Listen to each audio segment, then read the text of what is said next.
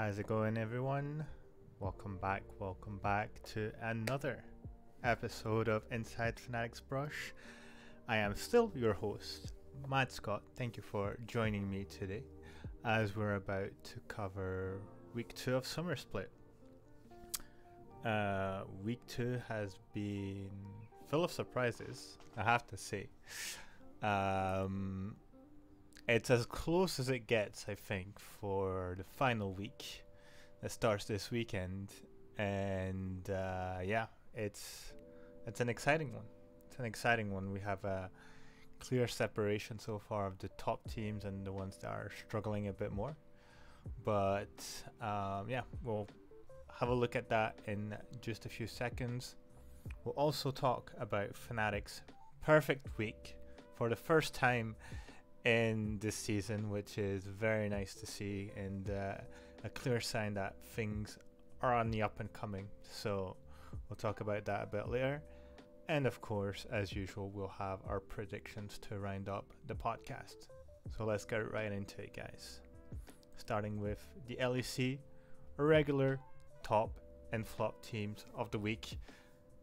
The standings so far, we have Fnatic and G2 joint first at a 5-1 scoreline, then followed by Mad Lions and Team Heretics 4-2. Excel just splitting the standings into with a 3-3 scoreline in 5th position. Then we have a group of 4 teams sharing the 6th spot with SK Gaming, Astralis, Koi and Team BDS on a 2-4 scoreline, and then all the way down at the bottom we have Team Vitality at 1-5. Team Vitality really struggling here, unfortunately, but you know, we'll talk about that in just a moment when we cover the flop teams. Obviously, right now talking about our top teams. First one, a bit obvious to talk about, is Excel coming back from the dead all of a sudden, hitting a 3-0 week in contrast of their 0-3 start. I don't think anyone was expecting this, to be honest. I think people were more on the trend that Excel was going to continue with their sort of identity crisis that they had, where they have good moments across the game but they can't really, you know, piece the strategy together. And for me, what really stood out was Odo Amne's performance, where we've seen him kind of back at his peak, you know, H2K peak Rogue days, where whatever champion you put him on, he's gonna carry the hell out of his team. Now, granted, he was on Cassante most of the games, but still,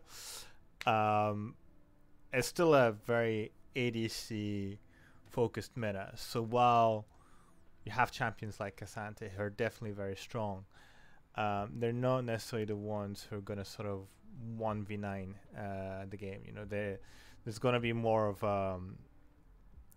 ADC in the spotlight, and then Cassante just kind of helping that ADC shine in the end. But yeah, Odo Amne is just absolutely incredible on that one, in my personal opinion. I think we also had a much better performance from Peach, who was quite abysmal in the first weeks. Looked really lost in his own jungle, and you know, the timings of his presence across the jungle were very off as well. This time it feels like they've found a bit more synergy within the team. He's been crucial in, you know, getting good flanks, good ganks, especially on his Maokai. What game was it again? Was it Vitality they played last week? Let me check. I think it was against Vitality, right? It wasn't against Vitality. Who was it against? Was it BDS maybe? I can't remember. I just know there's one very good game of Maokai he played there, and yeah, really made a difference in his team success. So yeah, Excel, has looked good most of the games. Their game against let me check. Against BDS. Was it BDS? No, against Mad Lions, sorry. Against Mad Lions was a bit closer because they did a little Team Heretics basically where they had the lead, they overcommitted, they threw pretty hard, gave away Baron, and still managed to get back into the game.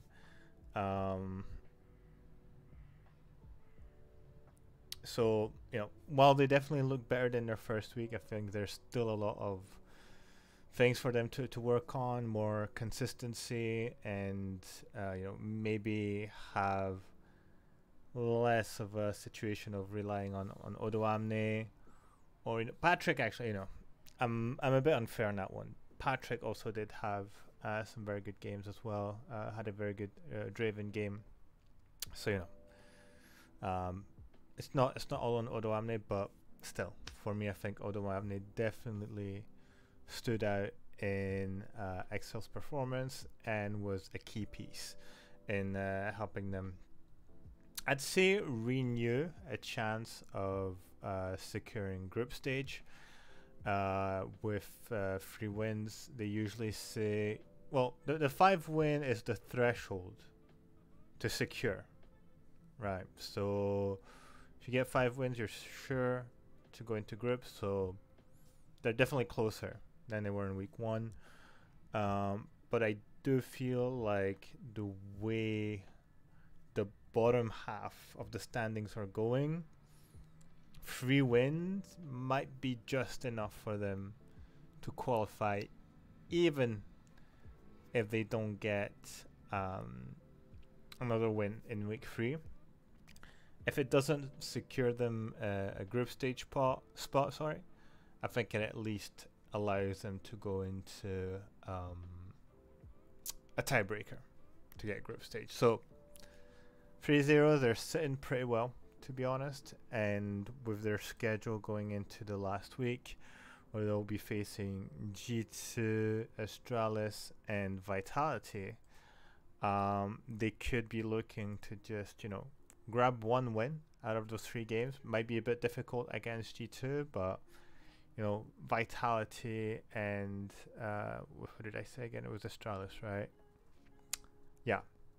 I think it's not out of the realm of reason that they grab a win there. So looks like Excel might actually secure a group stage, the split. So congrats to them. It's just to see if are they going to continue on the uptrend, or are they going to sort of hit a wall and just stay at that level where they are. Other top team of this week, of course, is Fnatic. A very clean and convincing 3-0, I would say. What makes it convincing is that they've consistently, across the 3 games they've played, generated the leads themselves and stood on that lead. At no point in the game have they allowed the enemy team to come back or made a mistake where the enemy team could even up the gold, grab an objective, something like this. Obviously not to reveal too much about the next point, which is focused on Fnatic. I just think across the board, everybody's been performing well. There's no ugly duckling amongst the group where someone wouldn't be really up to the level and is getting pulled by the 4 other teammates. Very briefly, I think Oscar is having an amazing split, and his evolution is finally allowing him to hit the level of performance that he was having on Fnatic TQ on the Academy team. And this is the level we were expecting of him when he initially joined the team. So that's awesome to see, especially on tanks when Oscar is known to be more of like a carry orientated player. So the fact that he's able to transition really seamlessly to that playstyle, I think speaks levels about the quality of this player. Razork's, has been pathing like a madman, and has been much more consistent than the past splits or even the past few seasons, I would say. Humanoid is playing probably at its best level since some time, and obviously our bot lane's doing really great for themselves. So Fnatic 3-0, absolutely amazing performance from them. And now that they've probably passed the most complicated opponents, being mostly G2 and Mad Lions, I would say that the road is made for them to get another 3-0 and end the regular split with only one loss, which would be absolutely insane performance considering everything that's happened beforehand. When you look at it, the objective obviously is going to be to secure a first spot in groups and be able to pick our opponents. But looking so far, G2 seems really like the only obvious rival here, and the rest of the league can't really catch up to Fnatic so far. So very, I don't know what adjective. It's incredible, surprising, comforting performance from Fnatic here, and they definitely deserve their spot in one of the top teams of the week. So some of you might be wondering, well, why didn't you put G2? They also went 3-0. Well, while they did go 3-0, I don't want this top and flop sort of ranking to just be about teams that won the most game versus team that won the least games. While G2 is 3-0, the way they won their game, especially this week, was not really as convincing as it was in the first week. In 2 of their games, they could have easily lost. They just happened to be against teams who aren't able to capitalize on their advantages and end up giving the game to G2. So it's nothing like G2 doing anything special here where they're like, oh, we're going to hold back, keep it even and then scale and then win. It's just the enemy team overcommitting, giving G2 the resources they need into their scaling, and allow them to just smash them with their late game builds, especially when they went with stuff like the Kog'Maw in the bot lane, and what else did they play? Was it Azir? So a lot of scaling, a lot of late game performance. Both I think like the Astralis game was like that, where Astralis was actually ahead most of the time. They were actually kind of crushing it, if I'm not mistaken. I just have to check again, but yeah, Astralis was getting Drakes, getting towers, and then for some reason they just gave space to G2. G2 capitalized on it, and I think they closed the game. Yeah, 27-minute game. Azir Kog'Maw, thank you for coming. Wasn't even that much of a bloody game, but the mistakes they made just allowed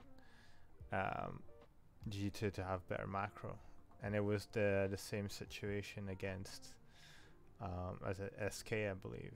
SK was having a much more dominant game than Astralis. G2 couldn't win a single team fight. It looked like SK was really, you know, flying away with it. At one point, we have a 5k gold advantage. 3 Drakes baroned up SK, and SK gets caught in a mid lane. The weirdest TP from Irrelevant, who, like, this guy, I'm pretty sure, like, soloed Broken Blade once or twice in lane, and then completely fumbles his advantage. Like, if you solo in lane as Gwen, you can just sit your ass on the side lane and just push, and enemy top laner cannot match you, and you're forcing so much pressure and on your side of the map, and your team can do whatever. So, you know, if they want to do Drake, if they want to do Baron, you just do whatever you need to do, and Irrelevant just couldn't convert it. So, you know, it reminded me of Alfari. Alfari, who was amazing in lane, and when it came to the mid-late game, couldn't bring his lane advantage into his team. So it is what it is, you know. It is what it is. Speaking of which, Vitality, because Alfari was in Vitality. Vitality is having a shocker of a split. Now, I think a lot of people, you know, had predicted them top of their tier list. I had them second on my tier list because the change in coach and the result from the previous split for me were like signs of a team that's actually improving and that's setting up the right pieces to be successful in the next split. In there, it's a solo queue team. It's a solo queue team. They are incapable of playing together, and even when they come up with like spicy drafts like the Varus mid, for instance, they don't know how to execute them.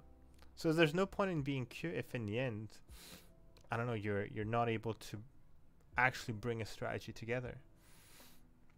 What's more disappointing, Fnatic's winter split performance or Vitality's current? I see Vitality's current because I say there's two reasons. The first one is when you consider the players on each team.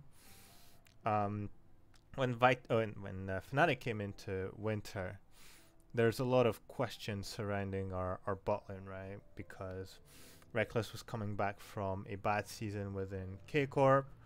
Rux, like, did have a few good games at Worlds, but, you know, has always been a player that struggled to get into the LEC.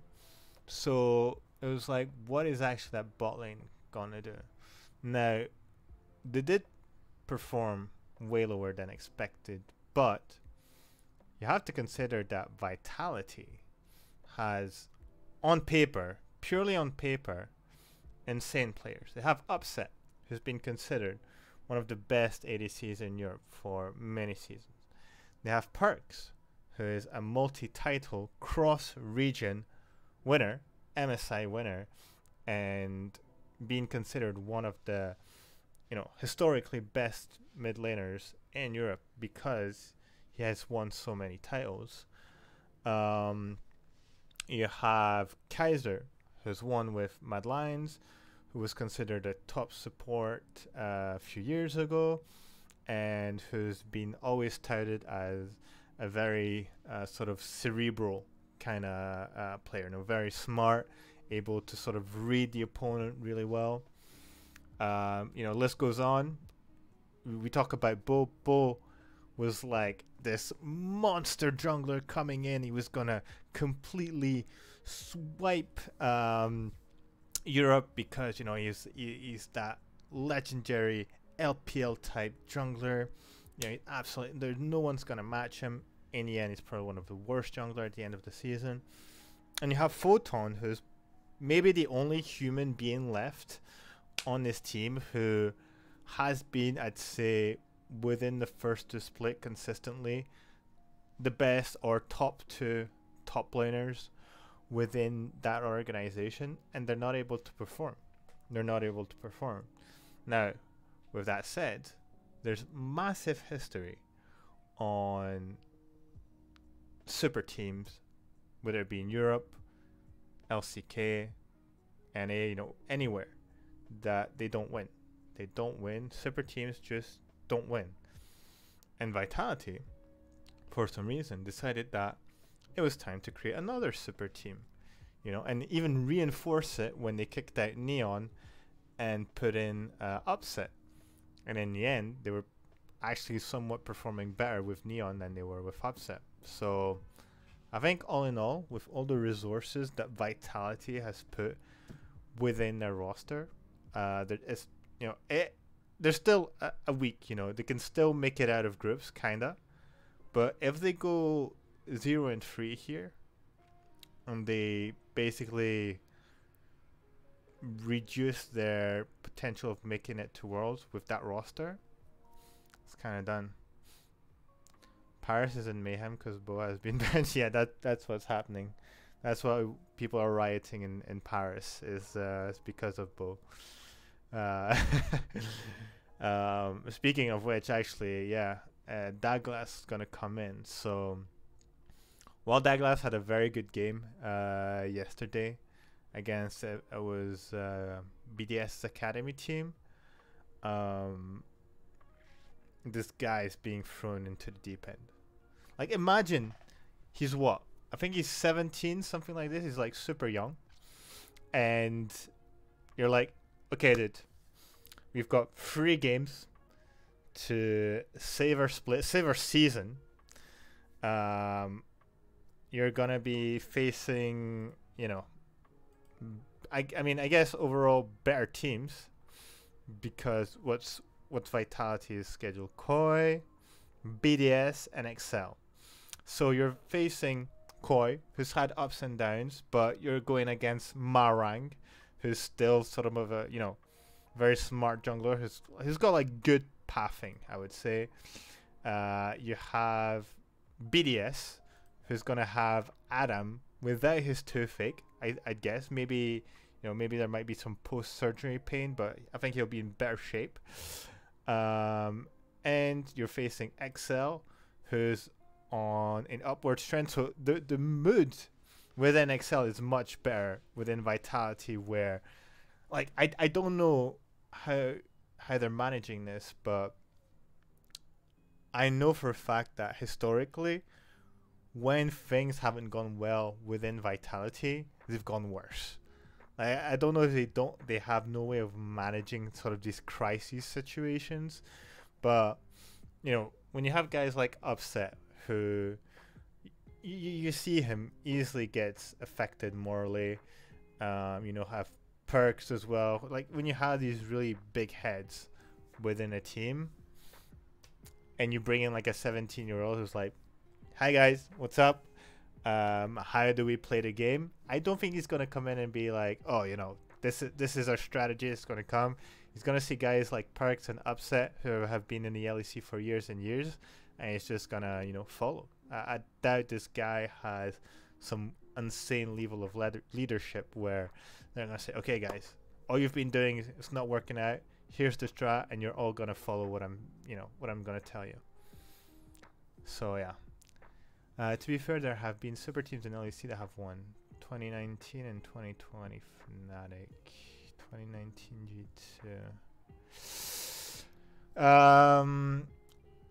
2020 Fnatic isn't really a super team, in my opinion. You have what? Bwipo, Self-Made, Nemesis, Reckless, and Helisang. I wouldn't consider that a super team, I'll be honest. 2019 G2 is considered a super team because of the success they had. But if you were there at the time, 2019 G2 was not necessarily touted as a super team, because people were like, Perks ADC? What the hell is that meme? Mickey X, I believe, was coming in, who was a good player, but wasn't considered the best support. I think, is that the year where Wunder comes in as well? And again, Wunder had a sort of up and down um, performance across the year. Like when he was on Splice, when he was still called Wonderwear, people were memeing on him super hard, and it was kind of on his last year on Splice. It was a bit better, so I don't consider the 2019 G2 is considered a super team because of the performance they had initially when it was brought out. They weren't necessarily considered like the best players in their roles, right? Because that's what a super team is when you bring in the players and they're like, yeah, these are the like top 2, top 3 in each role. When these guys came into G2, they weren't really at that level yet, but eventually they got there. 2020 Fnatic, not a super team in my opinion, so I'm not really going to agree with this. Origin 2015, also a super team. Not really either, because Sven, who was Neos at the time, I believe was a rookie. So not a super team either. And you had Expeke and Soaz, which, you know, are the biggest veterans you can have, but apart from that, like Niels and Xmithy, nah, not a super team. Not a super team. The super teams I can think of are Misfits 2016.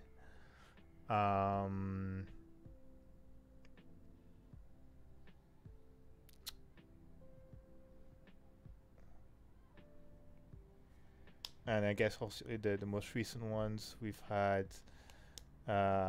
Excel this year at the beginning of the season. Vitality, of course. You could say Fnatic 2022 as well would be considered a super team.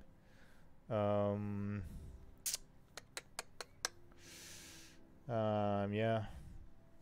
And obviously you have examples within NA. You've had you know, Team Liquid last year.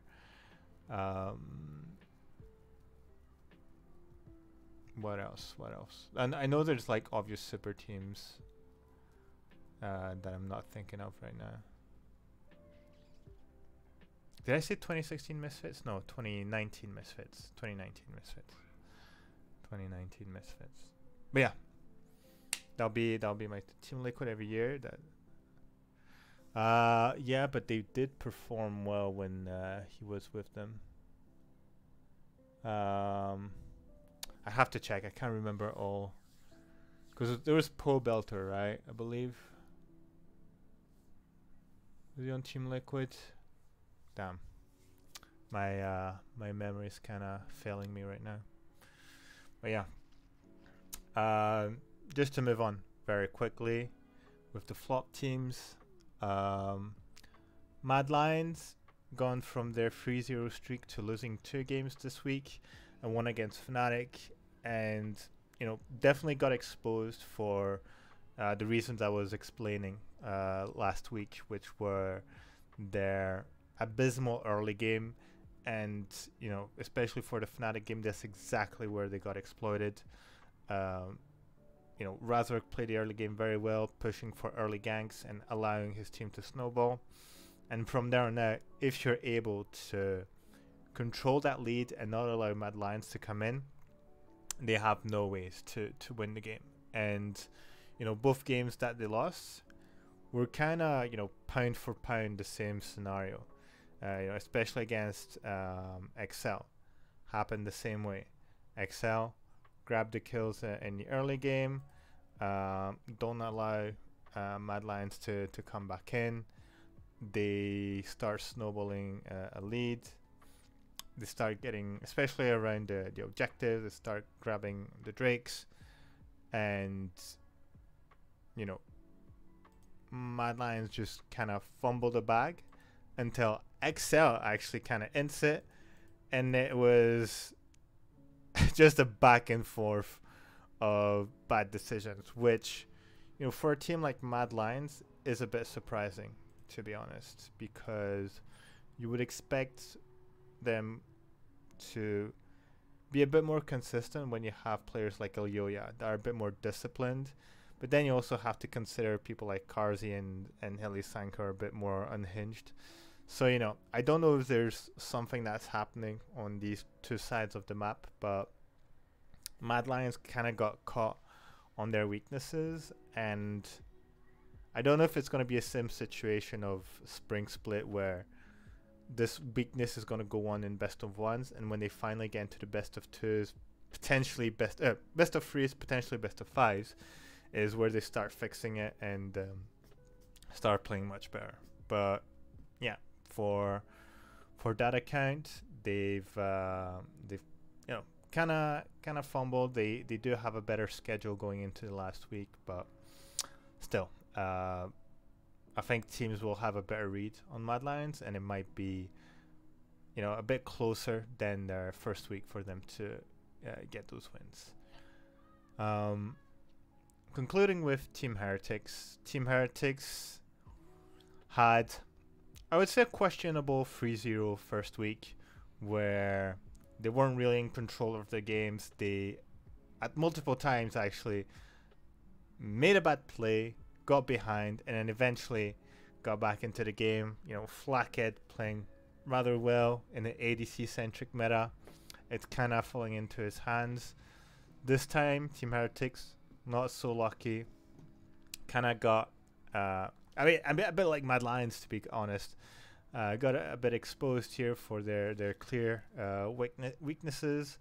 There were some good moments again from Yankos and Flathead, but what was it? There's one game of Nautilus from Mersa where I don't know, this guy was trying to hook things that weren't there.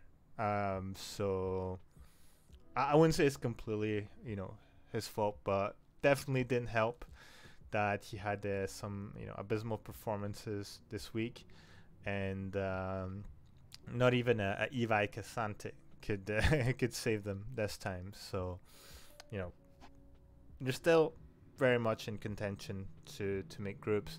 I think with 4 wins, you're in a good position, even with a very complicated final week for them, because they're facing the top 3 of the standings. They're going against Fnatic, G2, and Mad Lions.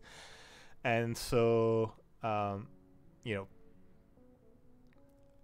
I think they'll be very happy to have locked in that 3-0 week in week 1 and at least grab the win on week 2, because they might go 0-3 next week, or this week I should say, and with a 4-2 scoreline that might be a 4-5, they might not even need to play a tiebreaker to secure their group stage. So, you know, Team Heretics might be on the downward trend, but at least they're still gonna secure their group spot. That's for sure. So yeah, that's it for the standings for week 2. As you can see, everything to play for at least 5 to 6 teams. So it's gonna be a spicy week 3. It's definitely gonna be a spicy week 3. Everything's to play for still for, I'd say, Excel, SK, Astralis, Koi, BDS, most importantly, Vitality. I think it's time to move on to Fnatic this time. Fnatic, who finally secures their 3-0 perfect week. Now, more or less expected, I would say, after their week 1 performance. The biggest challenge here was definitely Mad Lions, who was also on a 3-0 streak. But overall, you know, what I was saying earlier is that the team has always managed to create the advantage by themselves, by being very proactive in the early game, keeping that advantage by making proper plays, not being over eager of like trying to dive when there was no need. And then when it came to the mid lane, securing dragon control, and Baron control. Like the biggest surprise for me is that we haven't set ourselves into flippy Baron plays where it's like shit, we have to play that Baron if we want to continue forward, and instead just play a very controlled Baron play. If we felt that we needed to do a bit more to secure the Baron, then we immediately abandon the Baron, go into a team fight, or instead go back into the map, push the lanes. And I appreciate the style of gameplay, which I don't know if it's coming from the addition of Trimby, who we know is again much more disciplined when it comes to playing each stage of the game, and has been the success of Rogue, and therefore Razork not being in those situations, as he's said before, where he's like, I have to make something happen, I have to make a play, and then potentially make it worse for Fnatic to stay in the game, get back into the game, whatever. So I think that's such a massive improvement compared to the previous iterations that we've had, not only this season but in the previous season. What I'd like to do is actually have a quick look into each of the games, look at some of the highlights here. Let's see if I can bring this up again, like this. Boom, boom, boom. Nope. What if I do this and I do this? There we go. Perfect. Boom. We'll jump into first game against Koi. So we had Poppy, Wukong, Syndra, and the Lovers duo in the bot lane against Gragas, Vi, Victor, Zeri, Lulu, which can be a very annoying bot lane. I think here the Poppy pick is super smart against things like the Vi and the Gragas, who are going to be the front line engaged, trying to get into the back line. The Wukong Rakan, great wombo combo as well, to really, take the opponents by surprise and just make it a good team fight situation for Fnatic.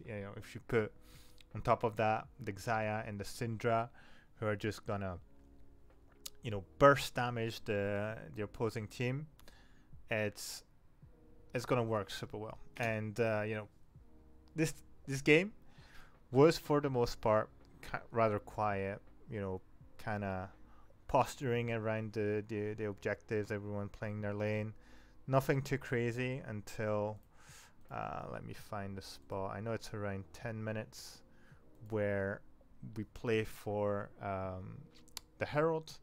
So everyone is here, everyone's joined the team. You can see Victor is isolated here. Oh, there's two things. Victor is isolated on the side lane, so there's already a better scenario for Fnatic here. Shigenda is 60% health against Oscar, who's pretty much full HP. Razork is one level ahead, but most importantly, Marang hasn't gone into tier 2 smite, whereas Razork has. So Razork has 900 damage on his smite, Marang has 600, which means that he is going to lose the smite fight at any moment, or force a team fight for his team to secure the Herald. So already here we kind of have a checkmate situation, because Marang either has to, so he's charging his Q here, either has to go into the Herald and sort of Q E combo it to burst it down below 600 without an exposed eye on the Herald to make damage. That's going to be very complicated. Or he says, screw the Herald. If he pressed tabbed and he saw that Razork has a upgraded smite compared to him, he's like, well, I can't win the smite fight, so I have to make the best of it. So I have to create a fight. I have to queue into the front line, either hit Trimby or Razork, and combo and allow my Zeri and Lulu to deal some damage. And that's exactly what happens. It's like, he can't get anything done. Razor gets yoinks the Herald for free. So Marlon's like, well, gotta fight this. Tries to, you know, scatter people on the side, goes for the back line. Doesn't really matter because then the whole Avengers drop on him. It's like, how dare you touch our boy Noah? It gets, you know, battered around. Boom. That's one dead. Second one dead. And that's it. And that's a 2-for-1 with Herald for Fnatic. And already there's been a massive advantage taken. Because whole bot lane of Koi has blown out their summoners. There's still 2 flashes on... Oh, there's still a flash on Noah and Trimby. And let me bring that back again.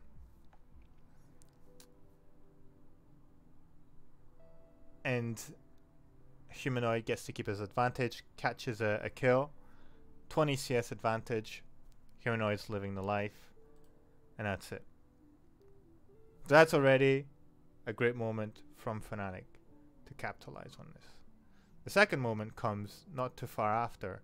So one thing I've noticed is that ever since they've changed the TP timers to, I think it's 10 minutes instead of 14, where you can TP to anything else than a tower, there's been more like bottom plays like you would have before when there wasn't the Unleashed TP mechanic. So let me find this moment. I think it's around the 12-minute mark where, you know, the situation is the Herald is on Oscar at the moment, so either he uses it for himself, but yeah, you know, you either want to use it on mid or on your bot lane to help them really snowball the game, or, you know, you either damage top lane enough that, you know, Poppy has a massive advantage on Gragas,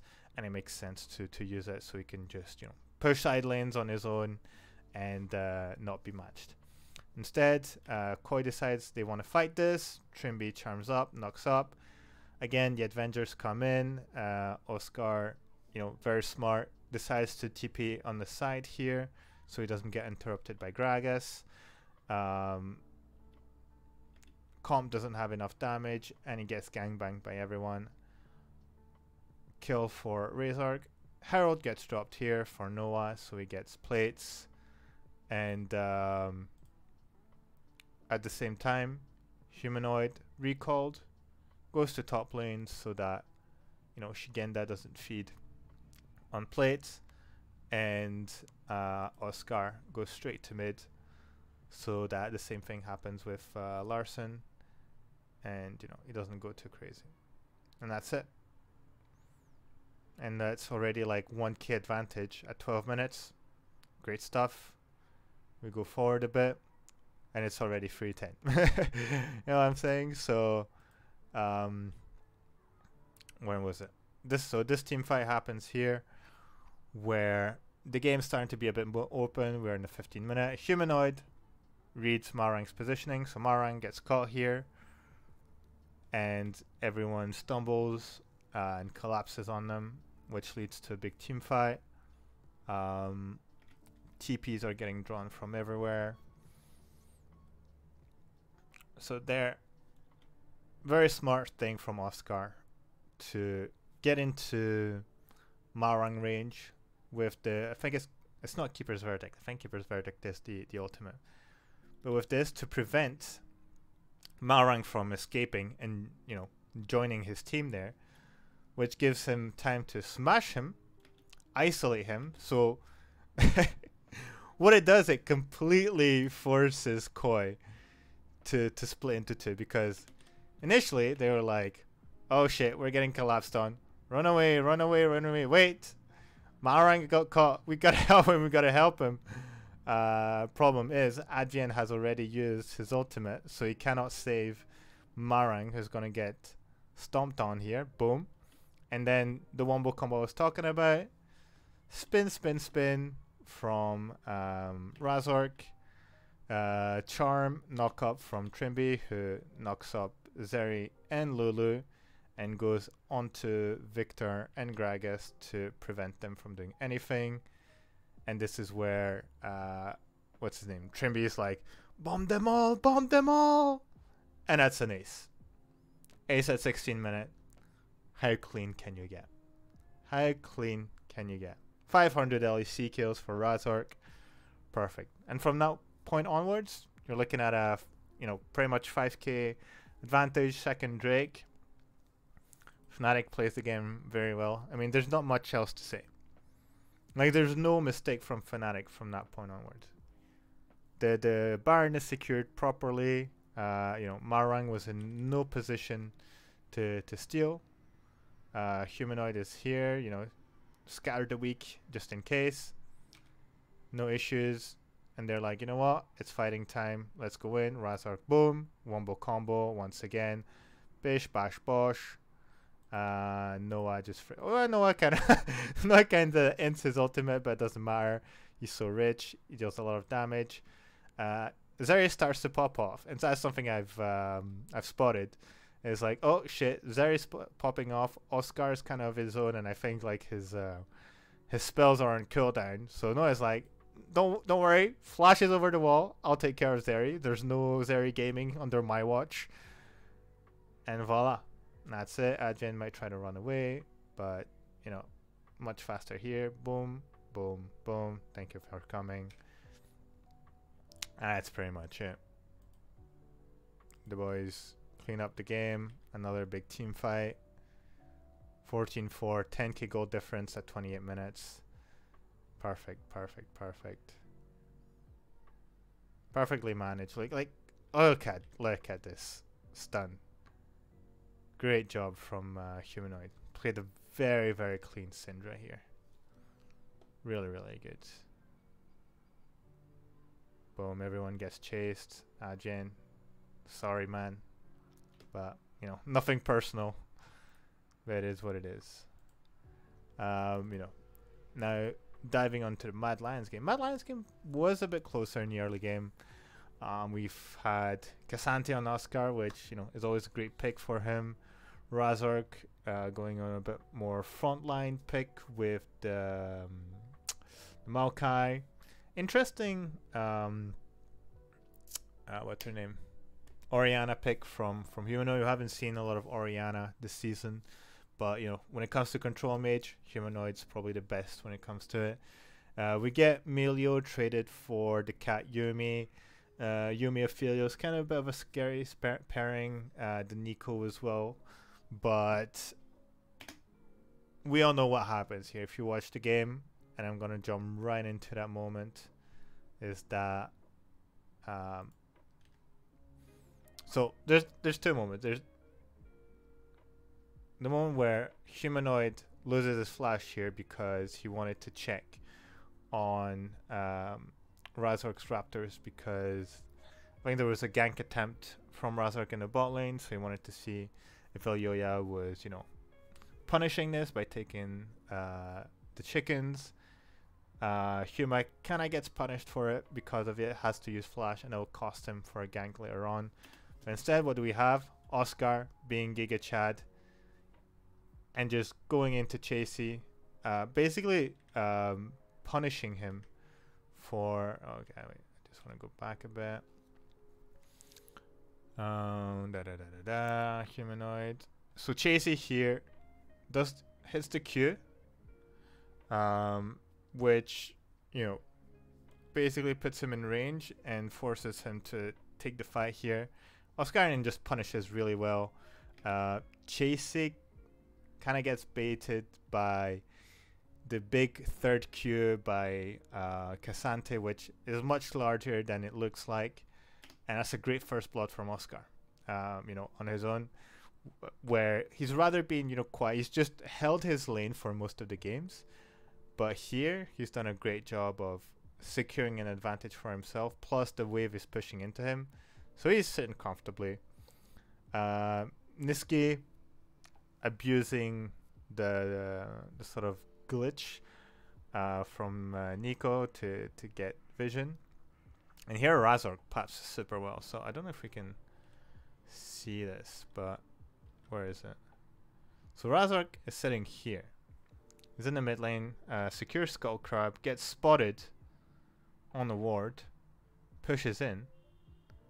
You can see the question mark pings around here where they're like, oh, what's going on? Fakes a recall, I guess. And then Giga Brain paths the long way around enemy red buff into golems and doesn't get spotted here and gets the easiest gank of his life. Noah walks up, flash into W, rooted, boom, easy kill for Noah. Great job from Razork here. It doesn't get dodgy a bit afterwards because Trimby gets caught by the Niski sort of fake out, but it doesn't matter because Oscar has such a lead in the top lane that he does whatever he wants. Humanoid comes here, he's spotted on the ward, secures the blue buff for himself, uses ult, but it doesn't really matter. Denies Elyoya the blue buff. Good job overall. There is a part in the mid game where things kind of, you know, I wouldn't say really crumble a bit, but you know, Oscar gets again in 1v1. Unfortunately, goes 1-for-1 here, but still a good job. You know, has his wave pushing in, so gonna deny Chasey the cannon, which is pretty good, and you know gets 20 CS lead on him, so just doing super well for himself. Humanoid, I think, gets punished here for his lack of flash. So Elyoya comes in, long range. Razork, unfortunately, is a bit late. Not only that, but kind of overcooks it here. Tries to kill Niski. Doesn't have the damage, even though he has the demonic embrace. And there's like, it's a bit unfortunate. We had a good lead here, and we kind of fumbled it, but still we're still ahead when it comes in terms of CS objectives, things like this. So not the end of the world, but you know could always be a bit cleaner, obviously. Here we have obviously the mid turret getting taken by Mad Lions, so they're trying to accelerate the game a little bit. They're evening the gold. However, I believe is it here? Yep.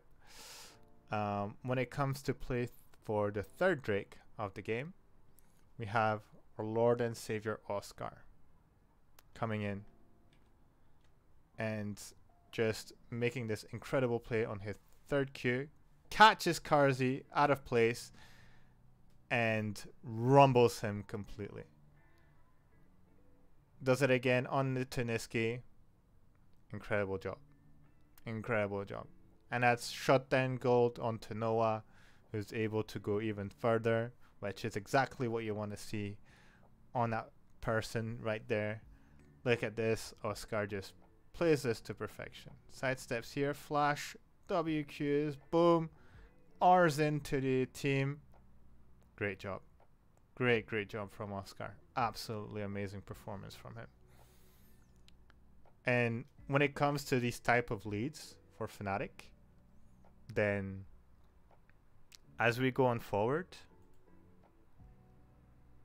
Mad Lions can't come back in. It's just completely done for them. Well, yeah. So here, two moments. Humanoid wins the 1v1 team fight against Niski. What happens here is that Humanoid actually, it's basically item. It's consumable diff. He pops the corrupting potion plus cookie. So he's healing mana and HP plus HP per missing HP. So unless like Niski bursts him down, which he can do because he's lost his ultimate and everything, there's no way he wins this. And here, great timing from Noah and Trimby coming in. Karzi can't win this. Noah is one level ahead, has a full item difference as well. And boom. That's 3 kills converted into an easy Baron, and that's it. And from that point onward, again, Fnatic just controls the game, wins the team fights, and there's nothing much to be said. You know, Oscar does get caught in the mid lane, tries, you know, gets a bit overconfident, but we don't mind. You know, he's done absolutely fine, especially when it does this play again. Boom, also him back in, just puts Karzi into the meat grinder, and again, boom, hits Ilyoya, third Q again, boom, and goodbye. It's an ace. 28-minute game, clean as you can get, as clean as you can get. Lovely, lovely, lovely. Finally, this probably be a quick one here, to be honest, but the Vitality game. So interesting Amumu pick, but great, you know, wombo combo opportunities with Aphelios ult and you know, Oscar, who can just lock in everyone into the Amumu ult, and great survivability with the Lulu. More of an offensive strat with the Renekton and the Varus and the Lovers duo here, but nothing really. There's nothing that Vitality can do, and at 2 moments basically. So already, I want to say at minute 0, Bo is just, I don't know what's happening. I don't know why he's standing here. This is some solo queue. This is solo queue bullshit. Standing here, not thinking that there might be an early ward or something. Because, like, what's gonna happen? What damage is gonna be dealt here? There's you and the Varus. There's not even the bot lane to follow up if, you know, they decide. If, like, imagine Trimby wants to put a ward or something. So boom, Spider-Man, Q 1 time, Q a 2nd time, goodbye, thank you for coming. First blood on the Aphelios, that's absolutely what you want to see. So, great stuff here. Humanoid playing his lane super well against Varus, which can be a bit complicated. Oscar as well, who's getting pushed in by Photon, but Photon should have the advantage here as well. But wait, where is it? Yeah, it's here. So, you know, great timing from Razork, who reads Kaiser's positioning. Humanoid hits a great charm, so already Chunks perks super well. Kaiser completely misses his knock-up, which, you know, really helps Huma escape this. You have Trimby, who's here, flashes across the chicken pit, and then the deceivingly high damage of Amumu early, especially when he has Conqueror stack. Look at this, just 1v3s all of this. Boom, Trimby gets one. Great charm from Humanoid on Bo to prevent him from going in. Spider-Man, boom, and thank you for coming, Bo. And there, the game is done. The game is done. Vitality is mental boomed. Razork is having the time of his life because he's just basically having a carry performance on a tank. So he goes back tier 2 boots already and has the Kindle gem. Like, he's untouched. He is untouched. Noah is solo zoning upset. Has his 500 gold advantage. Has a long sword. Upset doesn't want to deal with this, you know. So everyone's having a good time, and yeah, pretty much 2k advantage at 7 minutes. Absolutely ridiculous. You know, Razork is feeling himself because, you know, even if he gets shut down here, it doesn't really matter. He saves Noah and Trimby. Boom, 4-man. If there is more damage here, I think it's a 1-for-1 at least. But, you know, upset, like, this prevents them from getting Drake. They're all solo, and this allows Noah and lane even longer. So they have to recall, completely fucks up their tempo. Humanoid gets a plate. Chilling. chilling. Boom, gets a charm. Perks is just eating shit for breakfast. It's just a bad moment for them. And even then, like again, you know, Razor goes in top lane. They still win the team fight again. You know, they try to go in onto Noah. Mistake. Noah is the greatest ADC in the league. Boom. They try to go in a bit some more. They just can't win the team fight. They just can't win the team fight. And that's pretty much the story of the game. Because, you know, Fnatic plays very conservative, while, you know, Vitality has very strong wave clear, especially with the static shiv onto perk, so it makes it very hard to break the mid lane. So they don't overcook it. They don't try to overextend, make things happen. You know, secure the Drake. They try to get vision advantage, just to see they don't get collapsed on while they're trying to siege mid. And once they've broken mid, this is where the game finally opens for them. They just, you know, win team fight upon team fight, get the Drake, close the game, GG easy, get the Baron, and that's it. And that was what I was saying earlier about, you know, the team having much more controlled games, is that we're not seeing them sort of panic and be like, oh, you know, we need to make the game go forward, let's make a play whatsoever. They're very happy to just stay, farm, you know, scale. They have the Aphelios on their side, so absolutely chilling. Keep the vision, keep the advantage, and once they break that main objective, that middle turret, boom, that was it. Wide open for the rest of the team, and then they can capitalize on it. Great stuff, great stuff, great stuff. Very happy from the team. So, you know, 5-1, much deserved, better controlled games overall, and I think we can look at a 3-0 going into last week. There's no reason. We need to continue scaling, improving. For those who've watched, you know, Legends in action today, you can see Nightshare after the Vitality game, which was very one-sided. Was still like, you know, we have to play better. Even if we went 3-0, even if we won, we're not playing well enough. He's keeping them grounded, man. He's keeping them grounded. All the ingredients are here to perform super well. So I'm very excited for this. Yeah. Let's wrap this up, guys. Let's go into predictions very quickly.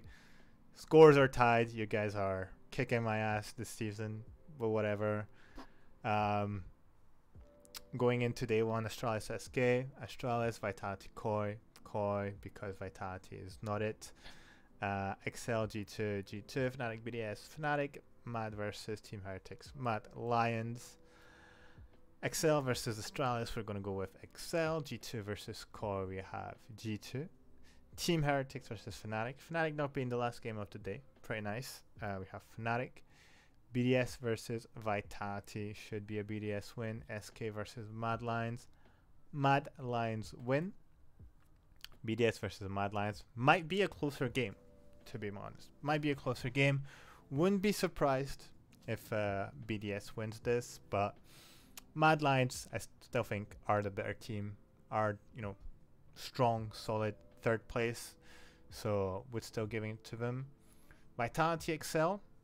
Again, Excel has the better momentum right now. It depends on how well they do on the first two games of the week. If they're still winning and Vitality is still losing, the morale might be super shot within Vitality. So could be a very easy game for Excel. But there's also an opportunity for Vitality to grab a win against Excel. Koi versus Astralis. This is where we kind of disagree a little bit. I'm giving it to Koi. You guys gave it to Astralis. I think, you know, we're looking at bottom 5 teams here, so could go either way, really. Not too sure how these teams are going to show up within the final week. Team Team Heretics versus G2 should be a G2 win. SK versus Fnatic. So we're pretty much looking at 3-0s again for G2 versus Fnatic. I don't know if that means it'll be a tiebreaker game or if they just, you know, get sorted into Group A and Group B respectively. I don't know how this works. If there's a tie, I would be very happy for a tiebreaker game. Fnatic versus G2, kind of a revenge situation, just to see, you know, how we would fare with different drafts, different execution. Because you know, if we're looking at recent results, recent executions, I think Fnatic's looking much cleaner than G2 overall.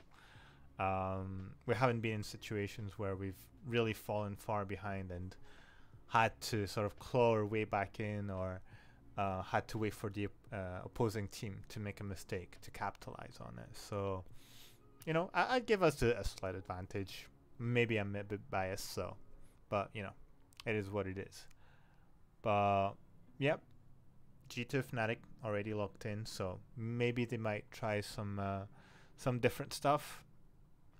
All that counts is locking in groups and the positioning at the end of the season. So gotta win, gotta beat people in best of 3s, best of 5. That's all we can do.